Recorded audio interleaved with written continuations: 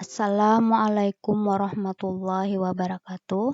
Alhamdulillah pada hari ini kita kembali lanjutkan pelajaran Muluk Nahu untuk kelas 8, yang mana materi yang dibahas hari ini adalah tentang bab 1, yaitu Al-Jumlatul Mufidah.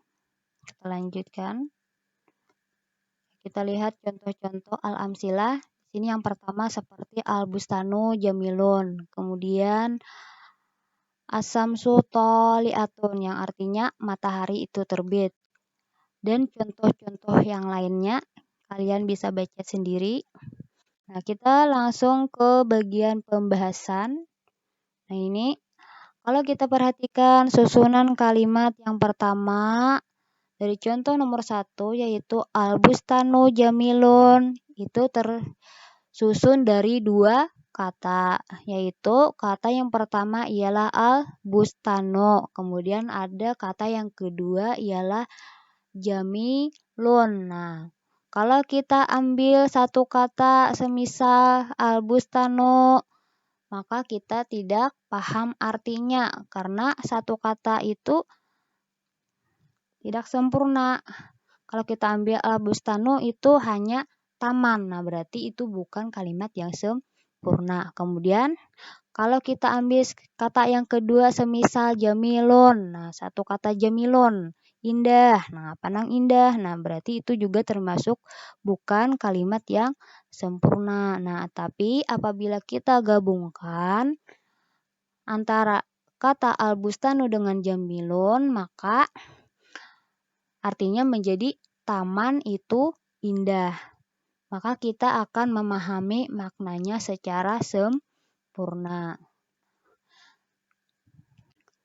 Nah, oleh sebab itulah susunan al-bustanu jamilun dinamakan dengan jumlah mufidah atau kalimat yang sempurna. Nah, karena kata jamilun di sini menerangkan kata taman, bahwa taman itu adalah indah. Nah, dan dengan ini kita melihat bahwa satu kata saja tidak cukup untuk percakapan. Nah, oleh sebab itu percakapan itu harus tersusun dari 2 kata minimalnya atau lebih sehingga orang-orang dapat mengambil faidah yang sempurna atau manfaat. Nah, faidah itu artinya manfaat. Nah, jadi minimal itu 2 kata atau lebih. Nah, kalau kalimat itu dikatakan kalimat sempurna atau jumlah mufidah.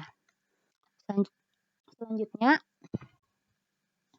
contoh lain misalkan seperti kum, artinya berdirilah kamu laki-laki, ijlis, duduklah kamu laki, takalam, berbicaralah kamu laki-laki. Nah, kalau kita lihat sekilas johirnya, ketiga kata tersebut hanya terdiri dari satu kata yang digunakan dalam satu percakapan. Nah, tetapi pada hakikatnya ketiga ucapan di atas seperti kum, ijlis, takalam itu terdiri dari 2 kata. Nah, kenapa? Nah, jadi di sini kata pertamanya yang diucapkan yaitu kum. Nah, kum artinya berdirilah. Kemudian kata yang kedua tidak diucapkan yaitu anta. Kenapa jadi tidak diucapkan? Karena kata anta itu damir yang tersembunyi di dalam kata kum. Nah, karena kum, ijlis, dan takalam ini adalah bentuk fiil mudhari. Nah, jadi damirnya tidak diucapkan atau sudah tersembunyi di dalam fiil tersebut. Yang mana dari pendengar akan memahami keduanya dalam percakapan meskipun ada satu kata yang tidak diucapkan. Nah, artinya antara pendengar maupun penerima percakapan tersebut paham meskipun kada diucapkan lah. Nah, lanjutnya